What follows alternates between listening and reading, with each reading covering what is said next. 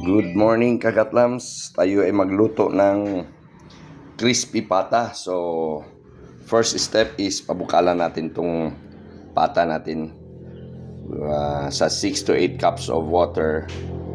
Okay mga kagatlams, after pag mag-boil na, lagyan natin ng pepper, bay leaf, ahos at saka star anise.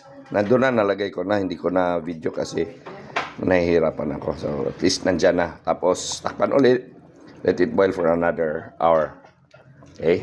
Okay, so after natin magpa-boil mga kagatlams, i-air dry natin yung pinaboil natin na pata. Okay? Pag mag-dry na, after a while, aronin natin yung mga ano niya, mga skin. Okay, mamaya na.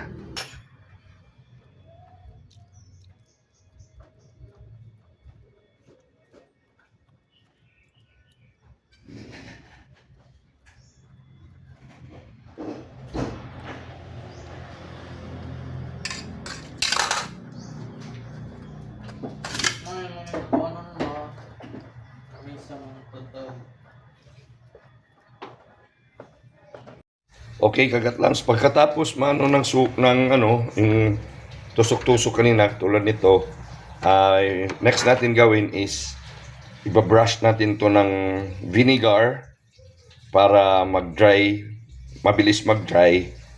Tapos iano natin ng asin para may flavor konti.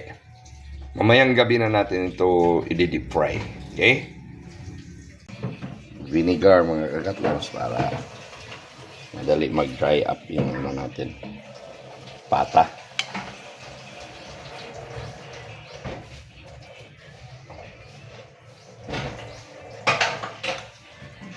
Ayan kagatlams, tapos na natin ma-rub ng salt yung pata natin. This is part 1 pa lang ng ano natin pag luluto ng crispy pata. Mamaya na naman yung second part, mamayang gabi pag di-deep fry natin. Okay?